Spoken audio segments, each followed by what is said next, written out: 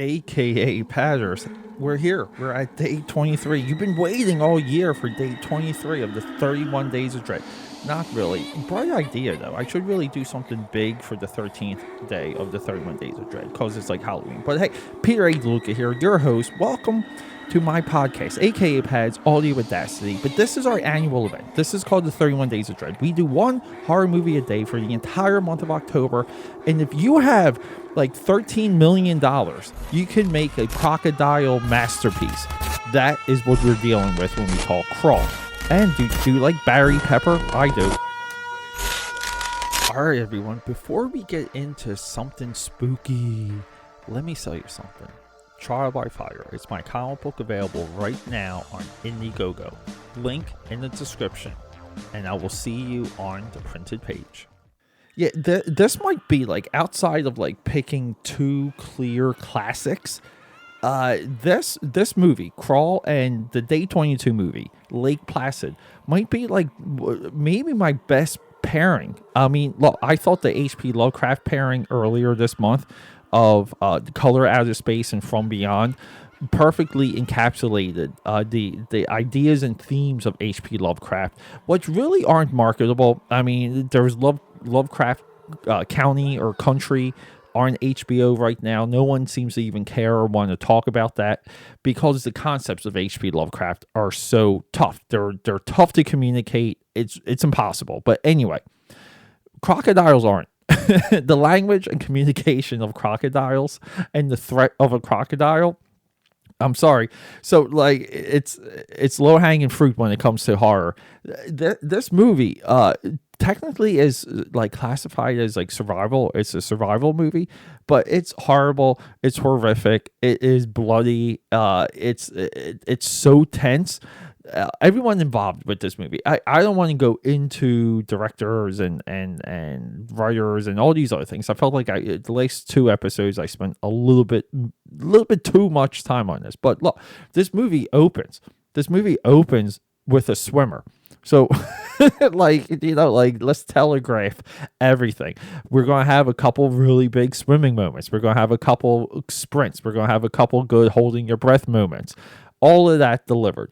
We have this like relationship that is so delicately laid out in the beginning of this movie between this girl and her father, who's a coach.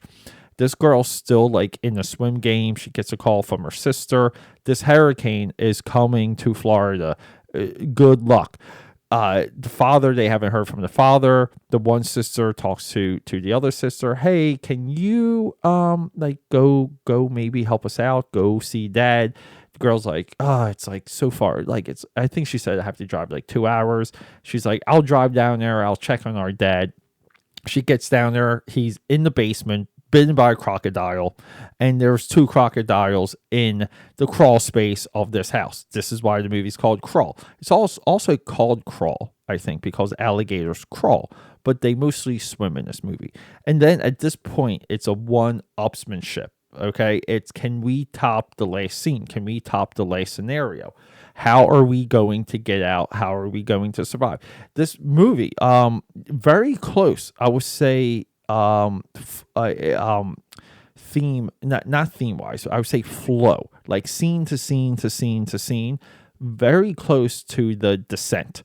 They're so similar. The difference is that the Descent is also like a little bit of an allegory of the girls within the group of that movie descending onto one another, meaning like there's like descent in Descent because there's like trust issues that emerge in that survival movie.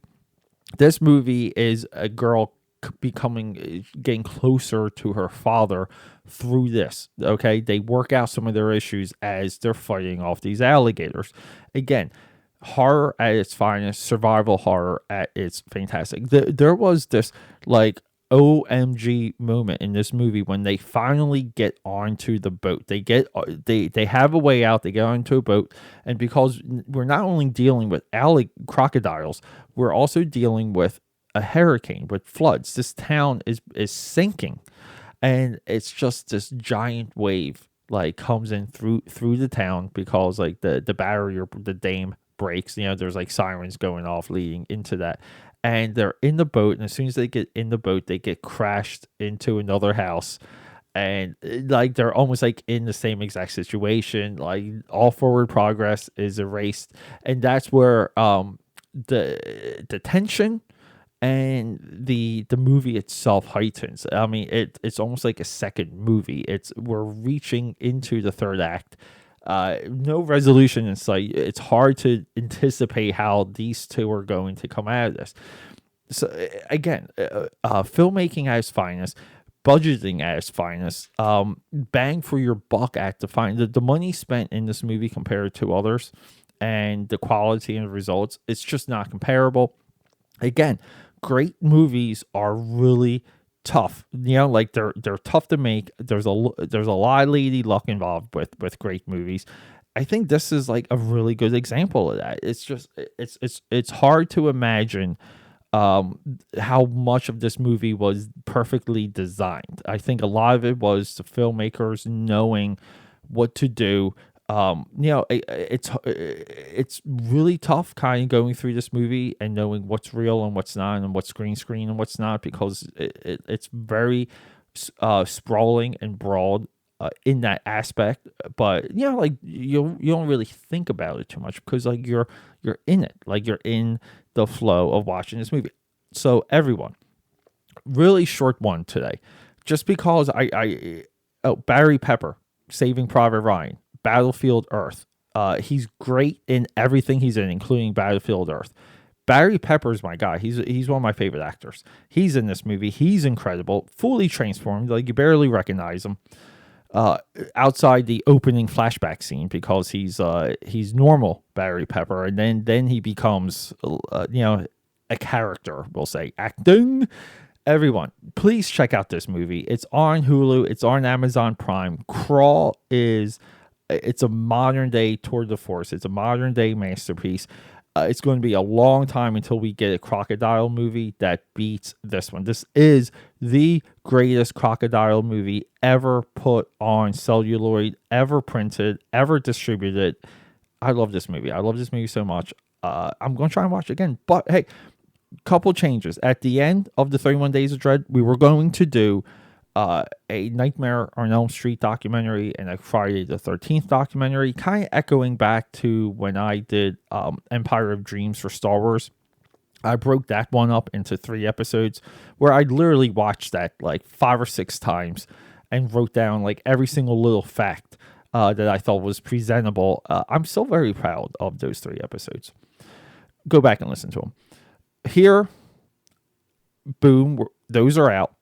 Because I just don't, 31 Days of Dread should be movies. And every single year, I want to put documentaries into the 31 Days of Dread.